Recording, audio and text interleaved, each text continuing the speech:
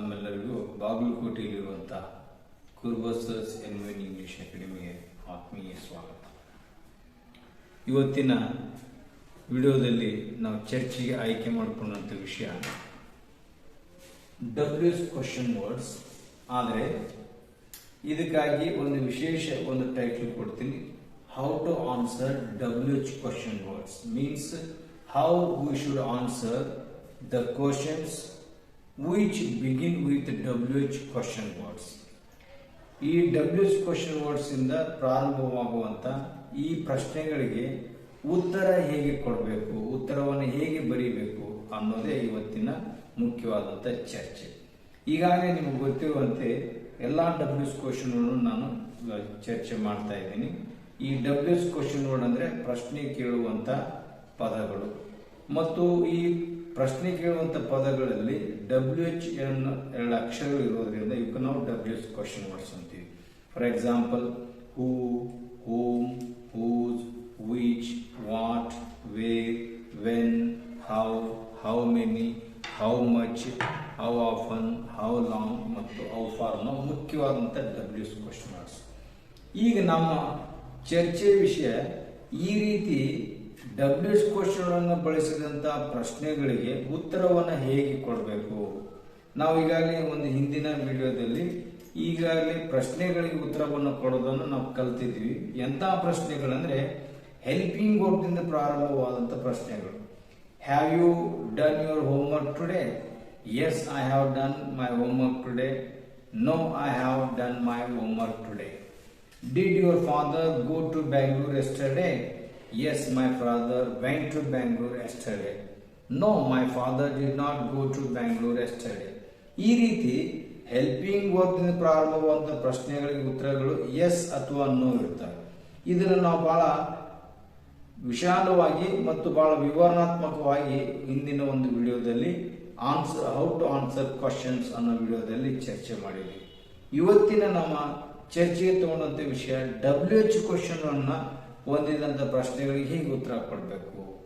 ಈಗ ನಾನು ಪೂರ್ವಕವಾಗಿ ಮೊದಲ WH ಕ್ವಶನ್ ವರ್ಡ್ಸ್ ಪ್ರಶ್ನೆಗಳನ್ನ ನಾವು ಇಂಗ್ಲಿಷ್ ಹೇಗೆ ರಚನೆ ಮಾಡಿಕೊಳ್ಬೇಕು, ನಮ್ಮ ಕನ್ನಡದಲ್ಲಿ ಇದ್ದಂತ ಪ್ರಶ್ನೆ ಕೇಳುವಂತ ಪದಗಳನ್ನು ಬಳಸಿಕೊಂಡು ಇಂಗ್ಲಿಷ್ ವಾಕ್ಯಗಳನ್ನು ಹೇಗೆ ರಚಿಸಬೇಕು ಅನ್ನೋದನ್ನ ಮೊದಲು ಸೂಕ್ಷ್ಮವಾಗಿ ಸಂಕ್ಷಿಪ್ತವಾಗಿ ವಿವರಿಸ್ತೀನಿ.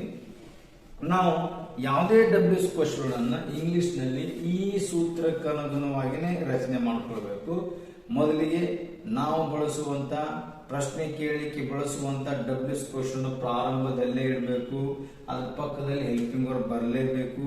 ಈ ಹೆಲ್ಪಿಂಗ್ ವರ್ಬ್ ನಮ್ಮ ಪ್ರಶ್ನೆ ಕೇಳುವಂತ ವಾಕ್ಯ ಯಾವ ಟೆನ್ಸ್ ನಲ್ಲಿ ಇರುತ್ತೋ ಆ ಟೆನ್ಸಿನ ಹೆಲ್ಪಿಂಗ್ ವರ್ಬ್ ಪಕ್ಕದಲ್ಲಿ ಕಡ್ಡಾಯವಾಗಿ ಬರಲೇಬೇಕು.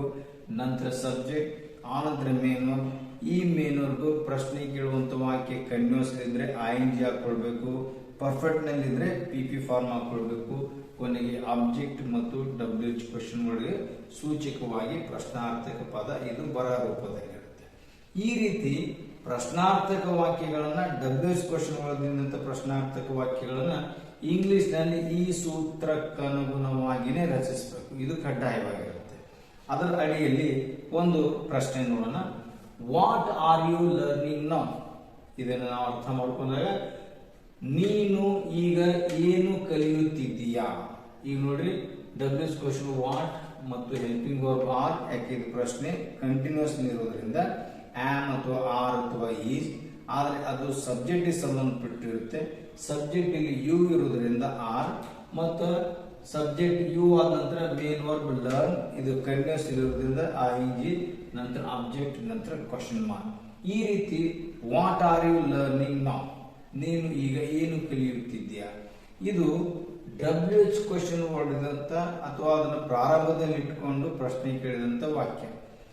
ಈ ರೀತಿಯ ಪ್ರಶ್ನೆಗಳು ಬಂದಾಗ ನಾವು ಯಾವ ಕಾರಣಕ್ಕೂ ಅದನ್ನ ಎಸ್ ಆಗ್ಲಿ ನೋ ಆಗ್ಲಿ ಉತ್ತರ ಕೊಡಬಾರದು.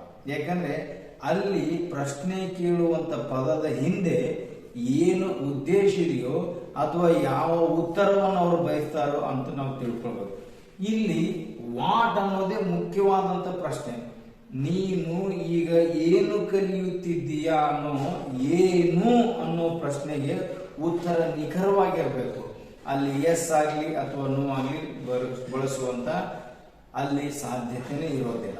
ಆದ್ರಿಂದ ಏನು ಕಲಿಯುತ್ತಿದ್ದೀಯಾ, ಆ ಏನು ಅನ್ನೋದೇ ಮುಖ್ಯವಾದ ಪ್ರಶ್ನೆ. ಆ ಪ್ರಶ್ನೆಗೆ ಏನು ಅನ್ನೋಕ್ಕೆ ಉತ್ತರ ನಾವು ಏನು ಕೊಡಬೇಕು ಅದನ್ನೇ ಕೊಡಬೇಕು. ಅಲ್ಲಿ ಯಾವ ಕಾರಣಕ್ಕೂ ಬೇರೆ ಆಸ್ಪದ ಬೇರೆ ಸಾಧ್ಯತೆಗಳು ಇರೋದೇ ಇಲ್ಲ. ನೀನು ಈಗ ಏನು ಕಲಿಯುತ್ತಿದ್ದೀಯಾ? ನಾನು ಈಗ ಇಂಗ್ಲಿಷ್ ಕಲಿಯುತ್ತಿದ್ದೇನೆ, ನಾನು ಈಗ ಕಂಪ್ಯೂಟರ್ ಕಲಿಯುತ್ತಿದ್ದೇನೆ, ನಾನು ಈಗ ಕ್ರಿಕೆಟ್ ಕಲಿಯುತ್ತಿದ್ದೇನೆ, ನಾನು ಈಗ ಇಂಗ್ಲಿಷ್ ಬಗ್ಗೆ ಮತ್ತೆ ಬೇರೆ ಯಾವ್ದಾದ್ರು ತಗೊಳ್ಬಹುದು. ಈ ರೀತಿ ಏನು ಅನ್ನೋ ಪ್ರಶ್ನೆಗೆ ನಿಖರವಾದ ಉತ್ತರ ಒಂದು ಇರಲೇಬೇಕು. ಅಲ್ಲಿ ಯಾವ ಕಾರಣಕ್ಕೂ ಎರಡು ಉತ್ತರಗಳು ಇರ್ಲಿಕ್ಕೆ ಸಾಧ್ಯವಿಲ್ಲ. ಎಸ್ ಅಥವಾ ನೋ ಅನ್ನು ಬಳಸಲಿಕ್ಕೆ ಸಾಧ್ಯವೇನಿಲ್ಲ. ಅದಕ್ಕೆ ನೋಡೋಣ, what are you learning now? ಅದನ್ನ ನಾವು ಉತ್ತರ ರೂಪದಲ್ಲಿ ನಾನು ಈಗ ಇಂಗ್ಲಿಷ್ ಕಲಿಯುತ್ತಿದ್ದೇನೆ, I am learning English now. ನಾನು ಈಗ ಹಿಂದಿ ಕಲಿಯುತ್ತಿದ್ದೇನೆ, I am learning Hindi now. ನಾನು ಈಗ ಸ್ವಿಮ್ಮಿಂಗ್ ಕಲಿಯುತ್ತಿದ್ದೇನೆ, I am learning swimming now. ನಾನು ಈಗ ಕಂಪ್ಯೂಟರ್ ಅನ್ನು ಕಲಿಯುತ್ತಿದ್ದೇನೆ, I am learning computer now. So many chances, so many choices, so many answers you can find, but all the questions must be related and they should point to the exact question, that is what. ನಿಖರವಾದ ಒಂದು ಪ್ರಶ್ನೆ ಇದೆ what ಅನ್ನೋಕೆ, ಅದಕ್ಕೇನೆ ಪೂರಕವಾದಂತ ನೇರವಾದಂತ ಒಂದು ಉತ್ತರ ಇರಬೇಕು. ಮತ್ತು ಎರಡನೇವಾದ ಮುಖ್ಯವಾದಂತ ಇಲ್ಲಿ ಅಂಶ ನೆನಪಿಟ್ಕೊಳ್ಳೋದೇನೆಂದ್ರೆ, ಪ್ರಶ್ನೆ ಯಾವ ಟೆನ್ಸ್ ನಲ್ಲಿ ಉತ್ತರ ಕೂಡ ಅದೇ ಟೆನ್ಸ್ ಇರಬೇಕು. ಕೆಲವೊಂದು ಸಂದರ್ಭಗಳಲ್ಲಿ ಭಿನ್ನವಾದಂತ ಪ್ರಶ್ನೆ ಕೇಳಿದ ವಾಕ್ಯದಲ್ಲಿನ ಟೆನ್ಸ್ಗಿಂತಲೂ ಭಿನ್ನವಾದಂತ ವಾಕ್ಯ ಭಿನ್ನವಾದ ಟೆನ್ಸ್ ಹೇಳ್ಬೋದು.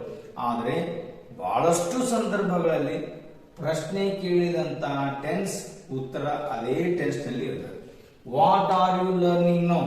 I am learning English now. I am learning Kannada now. I am learning Hindi now. This is the right answer because the question is in a continuous form, so answer must also be in continuous form. And let's go to the next question. Where will she meet you tomorrow? ಇದನ್ನ ಸ್ವಲ್ಪ ಸೂತ್ರಕನವಾಗಿ ನೋಡೋಣ. W's question where, helping verb will, ಯಾಕಂದ್ರೆ future tense ನಲ್ಲಿದೆ. ನಂತರ subject she, main verb meet, ಉಳಿದಿದೆಲ್ಲ object. Where will she meet you tomorrow? ನಾಳೆ ಅವಳು ನಿನ್ನನ್ನು ಎಲ್ಲಿ ಭೇಟಿಯಾಗುವಳು? ಇಲ್ಲಿ ಮುಖ್ಯವಾದ ಪ್ರಶ್ನೆ ಎಲ್ಲಿ. ಈ ಎಲ್ಲಿ ಅನ್ನೋ ಒಂದು ಪ್ರಶ್ನೆ ಪದ ಬಳಕೆ ಆದಾಗ ಅವರು ಏನನ್ನ ಉತ್ತರ ನಿರೀಕ್ಷೆ ಮಾಡಬಹುದು ಅಥವಾ ಆ ಪ್ರಶ್ನೆ ಎಂತ ಉತ್ತರವನ್ನು ನಿರೀಕ್ಷೆ ಮಾಡಬಹುದು ಅಂತ ನಾವು ಇಲ್ಲಿ ಊಹೆ ಮಾಡ್ಕೊಳ್ಬೇಕು. ಅವ್ರು ಕೇಳ್ತಾ ಇರೋದು ಅವಳು ನನ್ನನ್ನು ಭೇಟಿಯಾಗುವಂತ ಸ್ಥಳ. ಇದು ಸ್ಥಳದ ಬಗ್ಗೆ ಪ್ರಶ್ನೆ ಇರೋದ್ರಿಂದ ಅಲ್ಲಿ ವೇರ್ ಬಳಸಿದ್ದಾರೆ. ಅದಕ್ಕೆ ನಾವು ನಿಖರವಾದಂತ ಸ್ಥಳದ ಹೆಸರನ್ನ ನಾವು ಹೇಳಬೇಕಾಗುತ್ತೆ. ಅವಾಗ ನಾವು ಉತ್ತರವಾಗಿ ಏನ್ ಮಾಡಬಹುದು, ಅವಳು ನನ್ನನ್ನು ನಾಳೆ ಕಾಲೇಜಿನಲ್ಲಿ ಭೇಟಿಯಾಗುವಳು. ಎಲ್ಲಿ ಭೇಟಿಯಾಗುವಳು? ಕಾಲೇಜಿನಲ್ಲಿ. ಎಲ್ಲಿ ಭೇಟಿಯಾಗುವಳು? ಹೋಟೆಲ್ ನಲ್ಲಿ. ಎಲ್ಲಿ ಭೇಟಿಯಾಗುವಳು? ಗಾರ್ಡನ್ ನಲ್ಲಿ. ಎಲ್ಲಿ ಭೇಟಿಯಾಗುವಳು? ಆಸ್ಪತ್ರೆಯಲ್ಲಿ. ಎಲ್ಲಿ ಭೇಟಿಯಾಗುವಳು? ಕಚೇರಿಯಲ್ಲಿ. ಇಂಥ ಸ್ಥಳಗಳನ್ನೇ ಕುರಿತು ಅವ್ರು ಪ್ರಶ್ನೆ ಮಾಡೋದ್ರಿಂದ ಸ್ಥಳದನ್ನೇ ಉತ್ತರವಾಗಿ ಕೊಡಬೇಕು. ಅದಕ್ಕೆ ನೋಡ್ರಿ, she will meet me at the college, she will meet me at the office, she will meet me at the hospital, she will meet me at she will meet me at my house, we can say. So ಆದ್ರೆ ನಾವಿಲ್ಲಿ ನೆನಪಿಡಬೇಕಾಗಿದ್ದು ಒಂದಂದ್ರೆ, wear ಅನ್ನೋ ನಿಖರವಾದ ಪ್ರಶ್ನೆ WH question ಒಳಗೆ ನಿಖರವಾದ ಒಂದು ಅರ್ಥ, ನಿಖರವಾದ ಒಂದು ಉತ್ತರ ಇರಲೇಬೇಕು. ಅಲ್ಲಿ ಯಾವ ಕಾರಣಕ್ಕೂ yes she will meet me at the college ಅನ್ನೋ ಅವಶ್ಯಕತೆ ಇಲ್ಲ. ವಾಕ್ಯ ತಪ್ಪು. ಎಸ್ ಅಥವಾ ನೋ ಇಲ್ಲಿ ಬಳಕೆ ಅವಶ್ಯಕತೆನೇ ಇಲ್ಲ. ಕೇಳಿದ ನಿಖರವಾದಂತ WH ಕ್ವಶನ್ ಒಳಗೆ ನಿಖರವಾದ ಪ್ರಶ್ನೆಗೆ ನಿಖರವಾದ ಒಂದೇ ಒಂದು ಉತ್ತರ.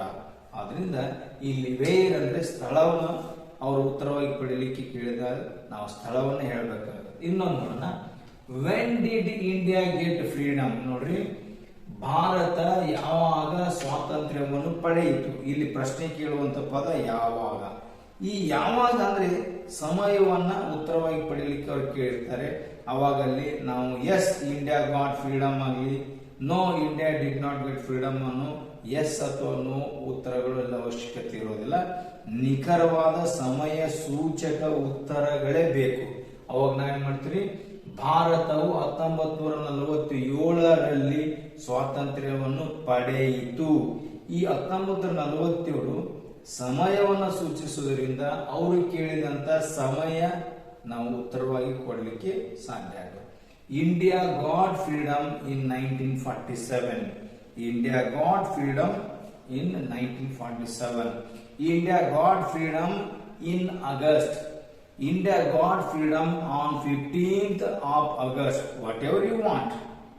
ಅಲ್ಲಿ ಅದರ ಹಿಂದಿನ ಉದ್ದೇಶ ಅವರ ಸಮಯವನ್ನು ಕೇಳಬೇಕಾಗಿದೆ. ಅದಕ್ಕಾಗಿ ಅವರು ಬಳಸಿದಂತ ಪದ ವ್ಯಾನ್. ಆದ್ರಿಂದ ಉತ್ತರ ಸಮಯದ ರೂಪದಲ್ಲೇನೆ ಕೊಡಬೇಕು. ಅದಕ್ಕೆ ನಾವು ಹೇಳ್ತೀವಿ, ಭಾರತವು 1947ರಲ್ಲಿ ಸ್ವಾತಂತ್ರ್ಯವನ್ನು ಪಡೆಯಿತು. India got freedom in 1947. ಈ ರೀತಿ ಇರಬಹುದು. India got freedom on 15th of August.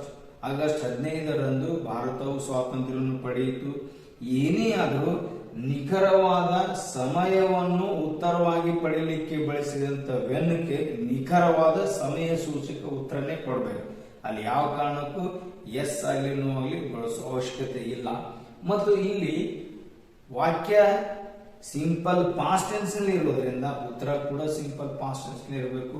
ಮತ್ತು ನೋಡಿ, ಪ್ರಶ್ನೆ ಇಂಗ್ಲಿಷ್ ನಲ್ಲಿ ಡಬ್ಲ್ಯೂಸ್ question word, helping verb, subject, main verb, object ಇದೇ ಸೂತ್ರದಡಿಯಲ್ಲಿ ಆಗಿದೆ.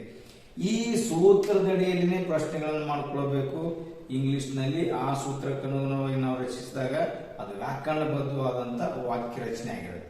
ಇನ್ನೊಂದು ನೋಡೋಣ, whom have the police arrested now. ನೋಡ್ರಿ, ಪೊಲೀಸರು ಈಗ ಯಾರನ್ನು ಬಂಧಿಸಿದ್ದಾರೆ. ಅಲ್ಲಿ ಪ್ರಶ್ನೆಗೆ ಬಳಸಿದಂತ ಪದ ಯಾರನ್ನು. ಅವಾಗ ನಾವು ಉತ್ತರವಾಗಿ ಯಾರನ್ನು ಅನ್ನೋ ಪ್ರಶ್ನೆಗೆ ನಿಖರವಾಗಿ ಒಬ್ಬ ವ್ಯಕ್ತಿ ಹೆಸರನ್ನು ಹೇಳಲೇಬೇಕು. ಪೊಲೀಸರು ಇಂದು ಅಥವಾ ಈಗ ರಮೇಶನನ್ನು ಬಂಧಿಸಿದ್ದಾರೆ. ಪೊಲೀಸರು ಇಂದು ಅಶೋಕನನ್ನು ಬಂಧಿಸಿದ್ದಾರೆ. ಪೊಲೀಸರು ಇಂದು ಒಬ್ಬ ಅಪರಾಧಿಯನ್ನು ಬಂಧಿಸಿದ್ದಾರೆ. ಈಗ ಏನಾದ್ರೂ ಯಾರನ್ನು ಅನ್ನೋ ಪ್ರಶ್ನೆಗೆ ಅವನನ್ನು, ರಮೇಶನನ್ನು, ಅವಳನ್ನು, ಇವಳನ್ನು ಅನ್ನೋ ಒಂದು ಹೆಸರನ್ನು ಹೇಳಲೇಬೇಕು. ಅವಾಗ ನಾವು ಉತ್ತರವಾಗಿ ತೋಳ್ತೀವಿ ನೋಡಿ ಕನ್ನಡದಲ್ಲಿ, ಪೊಲೀಸರು ಇಂದು ರವಿಯನ್ನು ಬಂಧಿಸಿದರು ಅಥವಾ ಬಂಧಿಸಿದ್ದಾರೆ ಪರ್ಫೆಕ್ಟ್ ನಲ್ಲಿದೆ. ಅದಕ್ಕೆ ನಾವು ಇಂಗ್ಲಿಷ್ ನಲ್ಲಿ the police have arrested Ravi now. The police have arrested a terrorist now. The police have arrested a murderer now. ಈಗ ಏನಾದ್ರೂ ಒಂದು ಯಾರನ್ನು ಅನ್ನೋರ ನಿಖರವಾದ WH ಕ್ವಶನ್ ವರ್ಡ್ಗೆ ನಿಖರವಾದ ಒಂದು ಉತ್ತರ ಇರಲೇಬೇಕು. ಅಲ್ಲಿ ಎರಡು ಉತ್ತರಗಳ ಸಾಧ್ಯತೆಗಳು ಇರಲೇಬಾರದು, ಅಥವಾ ಎಸ್ ಅಥವಾ ನೋ ಅನ್ನೋ ಸಾಧ್ಯತೆಗಳು ಇಲ್ಲವೇ ಇಲ್ಲ. ಆದ್ದರಿಂದ the police have arrested a murderer now. The police have arrested a criminal now. The police have arrested that man now. ಅದಾದ್ರೂ ಒಂದು ಉತ್ತರವನ್ನ ನಾವು ನಿಖರವಾಗಿ ಕೊಡಬೇಕಾಗುತ್ತೆ. ಇದು ಕೂಡ ಇದೇ ಸೂತ್ರದಲ್ಲಿ ರಚನೆ ಆಗಿದೆ. ಸಬ್ಜೆಕ್ಟ್ ನೋಡಿ, ಹೆಲ್ಪಿಂಗ್ ಡಬ್ಲ್ಯೂಸ್ question word, helping verb, subject, main verb ಮುಂದೆ. ಇದು ಪರ್ಫೆಕ್ಟ್ ನಲ್ಲಿ ಇರೋದ್ರಿಂದ ಹ್ಯಾವ್ ಹೆಲ್ಪಿಂಗ್ ವರ್ಬ್ ಬಂದಿದೆ, ಮೇನ್ ವರ್ಬ್ PP ಫಾರ್ಮ್ ನಲ್ಲಿ. ಇದು ನೆನ್ಪಿಟ್ಕೋಬೇಕು. ಪ್ರಶ್ನೆ ಕೇಳುವಾಗ ಪ್ರಶ್ನೆ ಕೇಳುವಂತ ಟೆನ್ಸ್ ನಮಗೆ ಅರ್ಥ ಆಗಿರಬೇಕು. ಈ ಸೂತ್ರಕ್ಕೆ ಅನುಗುಣವಾಗಿ ಅದನ್ನು ರಚಿಸಬೇಕು. ಬೇರೆ ಸೂತ್ರ ಅವಶ್ಯಕತೆ ಇಲ್ಲ. ಇದೇ ಸೂತ್ರದಲ್ಲಿ ಅವುಗಳನ್ನು ರಚನೆ ಮಾಡಿಕೊಳ್ಳಬೇಕು. ಇನ್ನೊಂದು ನೋಡೋಣ, who has return this novel. ಈ ಕಾದಂಬರಿಯನ್ನು ಯಾರು ಬರೆದಿದ್ದಾರೆ. ಇಲ್ಲಿ ನಿಖರವಾದ ಪ್ರಶ್ನೆ, ಯಾರು, ಯಾರು ಬರೆದ. ಈ ಕವನವನ್ನು, ಈ ಕಾದಂಬರಿಯನ್ನು ಕುವೆಂಪು ಬರೆದಿದ್ದಾರೆ. ಈ ಕಾದಂಬರಿಯನ್ನು ನನ್ನ ಗೆಳೆಯನು ಬರೆದಿದ್ದಾನೆ. ಈ ಕಾದಂಬರಿಯನ್ನು ಒಬ್ಬ ಹೆಸರಾಂತ ಕಾದಂಬರಿಕಾರ ಬರೆದಿದ್ದಾನೆ ಅನ್ನೋ ಯಾರು ಅನ್ನೋ ಪ್ರಶ್ನೆಗೆ ಒಬ್ಬ ವ್ಯಕ್ತಿ ಹೆಸರು ಬರಲೇಬೇಕು. ಅವಾಗ ನೋಡಿ ಉತ್ತರ ಏನಾಗುತ್ತೆ ನೋಡಿ, Kuvempu has return this novel ಅನ್ಬೋದು, ಅಥವಾ my friend has return this novel ಅನ್ಬೋದು, ಅಥವಾ Thomas hardy has return this novel ಅಂತ ನಿಮ್ಗೆ ಗೊತ್ತಿರುವಂತ ಯಾವ್ದಾದ್ರು ಕಾದಂಬರಿಕಾರನ ಇಂಗ್ಲಿಷ್ ನಲ್ಲಿ ಹೇಳ್ಬೋದು. ಈ ರೀತಿ ಹೂ ಯಾರು ಅನ್ನೋ ಪ್ರಶ್ನೆಗೆ ಆ ವ್ಯಕ್ತಿ ಹೆಸರನ್ನು ನಾವು ಹೇಳಲೇಬೇಕು. ಅಲ್ಲಿ ಹೂ ಆಗಲಿ ಅದ್ರ ಬಿಟ್ಟು ಎಸ್ ಆಗಲಿ ನೋ ಆಗಲಿ ಬಳಸೋ ಅವಶ್ಯಕತೆ ಇರೋದಿಲ್ಲ. ಅದಕ್ಕೆ ನೋಡ್ರಿ, my friend has return this novel, Thomas hardy has return this novel. Okay, you can give so many examples, but the answers must be related and relevant to the question asked. ಕೇಳಿದ ಪ್ರಶ್ನೆಗೆ ನಿಖರವಾದ ಸ್ಪಷ್ಟವಾದ ಸಂಬಂಧಪಟ್ಟಂತ ಉತ್ತರ ಒಂದೇ ಒಂದಿರಬೇಕು. Who has written this novel, Kuvempu has written this novel, ಸ್ಪಷ್ಟವಾದ ಉತ್ತರ. ಇನ್ನು ಇನ್ನೊಂದು ನೋಡೋಣ, which country did win the match yesterday. ನೋಡ್ರಿ, ಯಾವ ದೇಶ ನಿನ್ನೆ ಪಂದ್ಯವನ್ನು ಗೆದ್ದಿತು. ಇಲ್ಲಿ ಅವರು ಕೇಳಿದ ಪ್ರಶ್ನೆ ಯಾವ ದೇಶ ಅನ್ನೋ ಪ್ರಶ್ನೆಗೆ ಆ ದೇಶದ ಹೆಸರನ್ನು ಹೇಳಲೇಬೇಕು.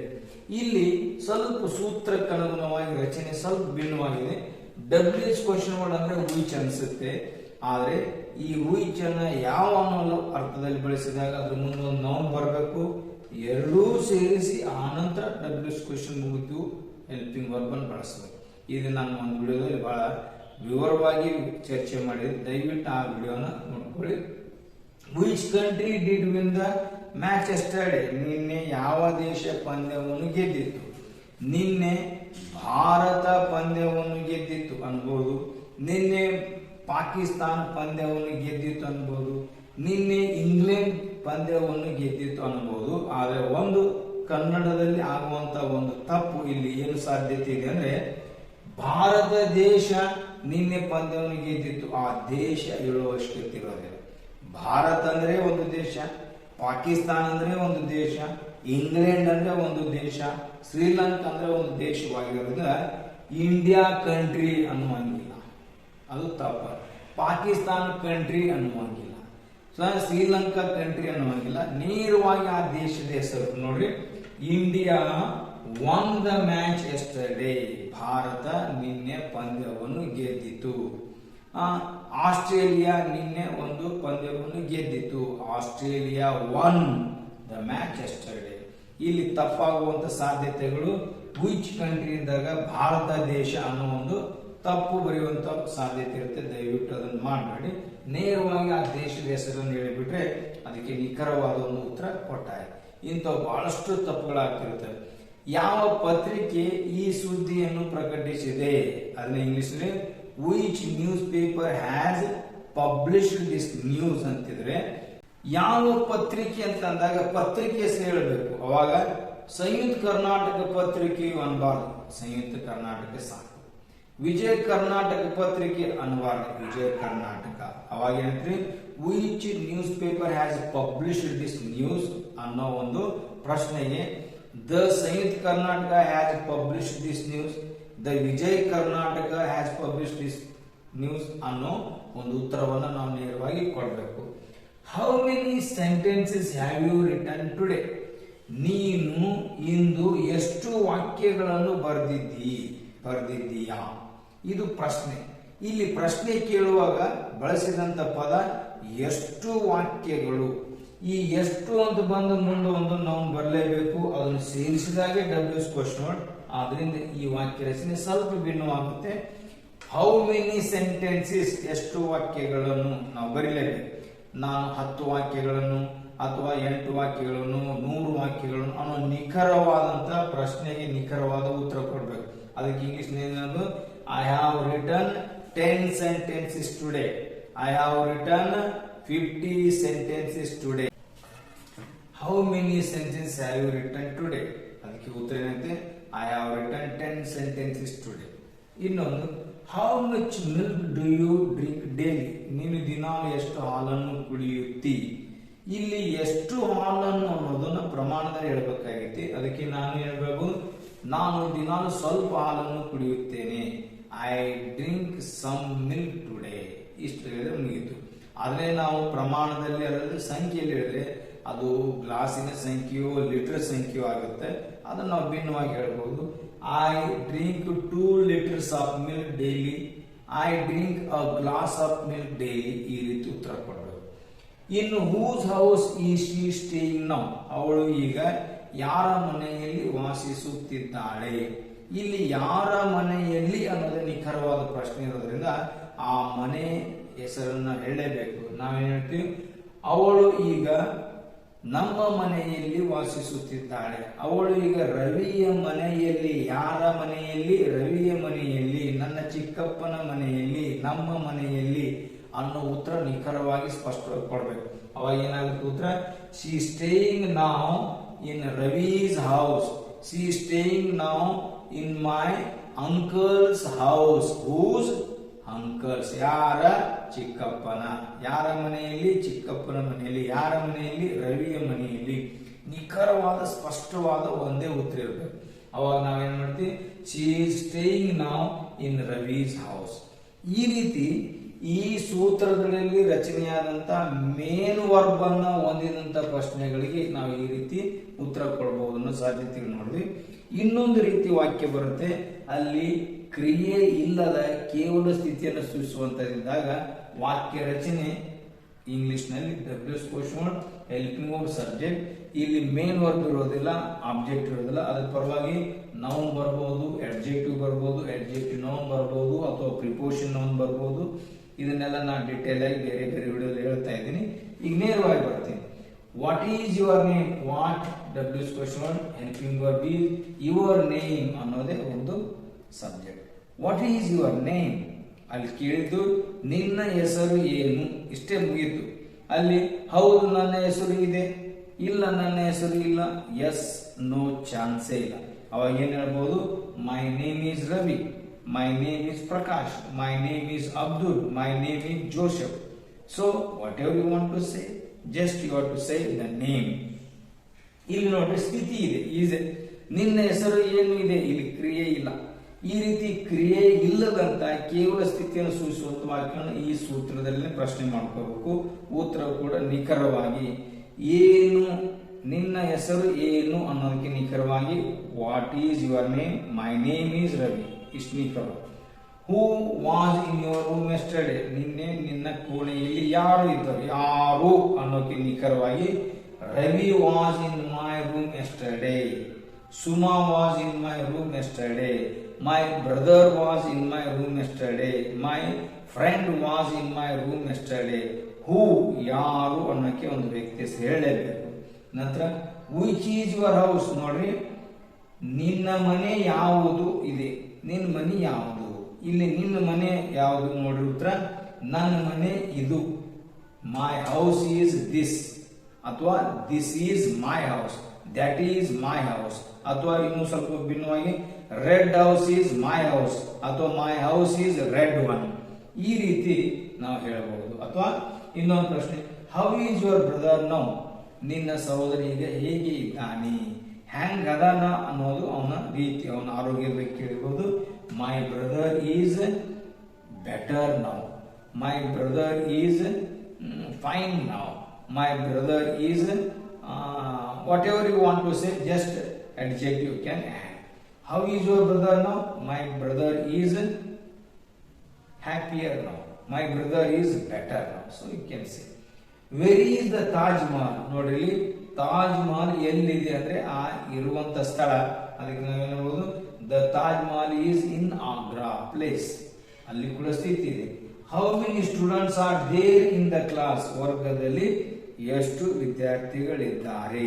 ಇಲ್ಲಿ ಇದ್ದಾರೆ ಇರುವಿಕೆ ಇದೆ, ಪ್ರಶ್ನೆ ವಿದ್ಯಾರ್ಥಿಗಳ ಬಗ್ಗೆ ಇದೆ. ಅದಕ್ಕೆ ನಾವೇನ್ ಹೇಳ್ಬೋದು?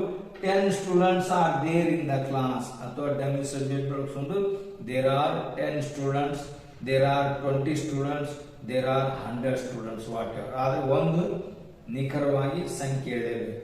There are 100 students in the class today. ಈ ರೀತಿ ಪ್ರಶ್ನೆ ಕೇಳುವಂತ ಪ್ರಶ್ನಾರ್ಥಕ ಪದವನ್ನ ಡಬ್ಲ್ಯೂಎಸ್ ಕ್ವೆಶ್ಚನ್ ಓದಿದಂತ ಪ್ರಶ್ನೆಗಳಿಗೆ ಉತ್ತರ ನಿಖರವಾಗಿ ಒಂದೇ ಒಂದು ಕೊಡಬೇಕು.